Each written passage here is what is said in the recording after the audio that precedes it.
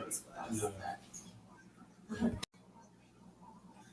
All right, great. So part of our plan of action is we have recommendations for various aspects of Zoe's life. And first, I thought we would begin with the classroom. Okay. Just you're the one that brought us all here together, so it felt like a good place to start.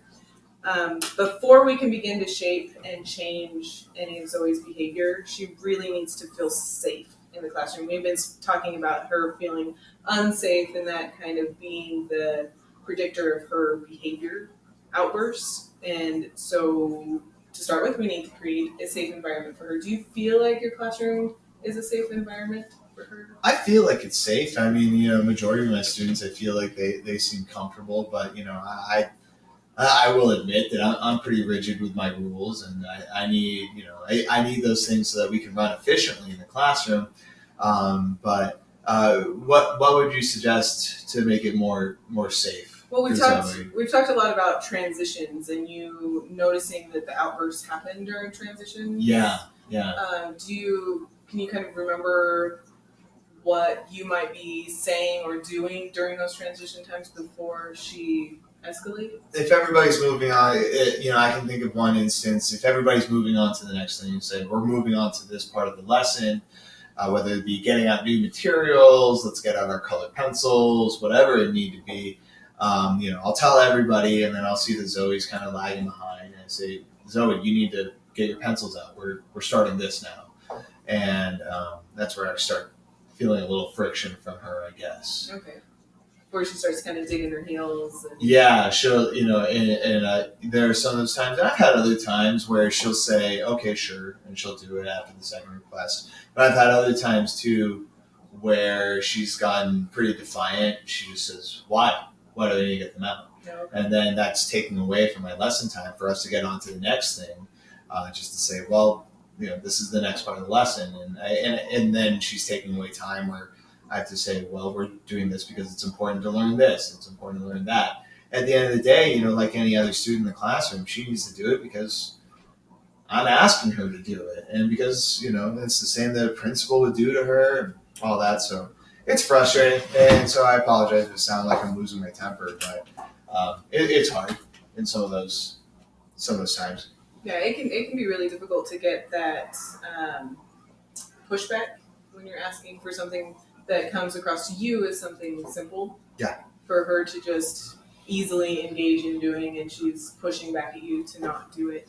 Yeah, maybe it's like how you're saying it too, because you're just like demanding all this stuff, and she's pretty sensitive too. I'm seeing that more of the time, so I'm open to suggestions. I know that, and I want Zoe to stay in my classroom. If you guys can tell me some ways that I can approach it better so she can stay, that's what I want. And that's what we all want. We want her to stay in the general setting as much as possible. The first thing that came to my mind is maybe you could invite her over to the group, like ask her to come join you. Okay. What do I do if she refuses? If I offered her the invitation but she doesn't want to do it? We just give her time.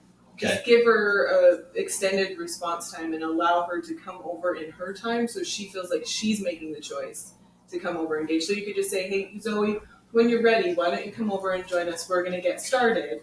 So she knows that you're starting what you're doing, but that she can come over when she's ready. Because she might just have this moment where she's feeling unsure if she's going to be safe over there, if she's going to be welcome, taken care of, and she might just be needing a moment to kind of get herself calm and get herself collected and be able to come on over and join the group. And so if you let her know, like, hey, Zoe, when you're ready, grab your stuff, come on over, join us. We'll be working here and getting started. And when she comes over, acknowledge and say, hey, Zoe, it's good to see you. Thanks for coming and joining us. We're glad to have you be part of the group. Okay, so I just tell her that I'm happy to have her whenever she can join us. Yeah, well, as much as she joins you, anytime, even when especially when she does it the first time you ask or the second time, as soon as she comes and joins you, just build her up with, we're glad that you came on over. Thank you so much for joining us. I'm so glad that you're here with us so we can do all of this as a class. Something like that? Yeah, and we're glad to have you as part of the group. Glad that you're part of the class. Okay. And that you can be here involved with the class. Okay. I'll give that a try. Okay, that might help build her sense of community as well so that she starts to feel more safe It'll take a little more practice for me, but I think I can do that. Okay, I appreciate that you're open to it as well, because I think that would be really, that'll make the transition for you as well to changing the way that you speak with her a lot better if you're open to it. Okay. Let's see, could you even like prep her too, of just like 5 minutes, we're gonna be doing this, just so you That's know, a great like, idea. could that work too, just so she's not like, all of a sudden we're doing this and she's, confused and it's hitting her. I try to, maybe I'll review with her again. I keep an agenda on my board of everything that we're doing in the day and what we're moving on to the next thing. But I'll try to give a little more heads up when I say, hey, we're just about at the end of this. In a couple minutes, you'll need to get this ready. Is that going to help, do you think? I think so. Or you can even set a timer.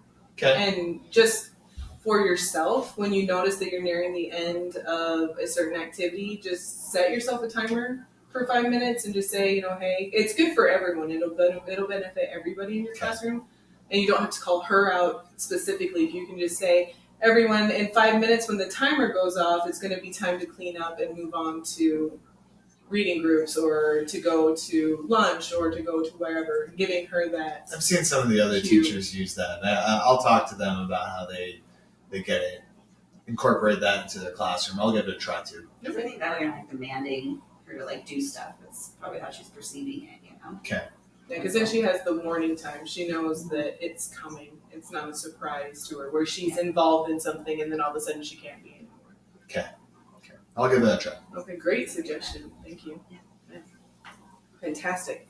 One of the things that I feel is more going to help you as well is to remember that Zoe's actions are not personal.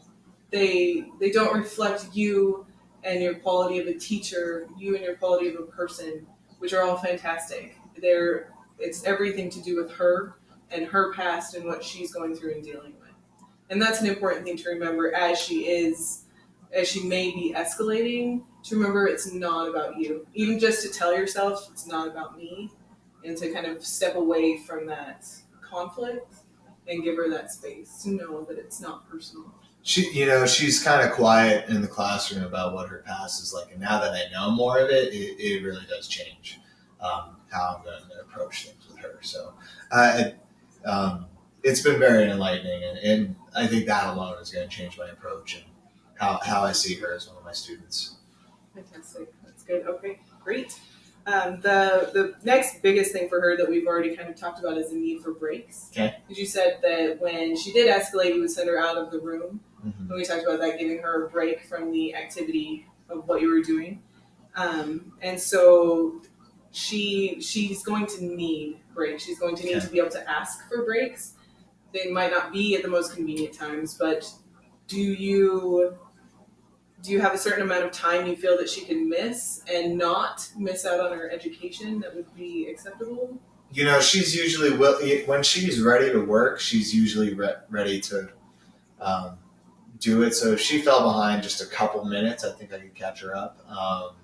So I'd say maybe 10 minutes at a time, maybe 2 times in the morning. Okay. So I guess if it was 2 times in the morning, she could have that same amount of time in the afternoon. Okay. It seems the afternoon after lunch, she gets worked up a little bit, but we might as well just keep it even. Say 10 minutes, 2 times in the morning, 2 times in the afternoon. Is that? Yeah. So is that 2 breaks doable? in the morning, 2 breaks in the afternoon, 10 minutes each. Do you think that would be beneficial for her? I think it's a great place to start. Okay. Yeah. I think it's a great place to start. Okay. We'll try that out. Okay, fantastic. I'll elaborate on that. Fantastic. Fantastic.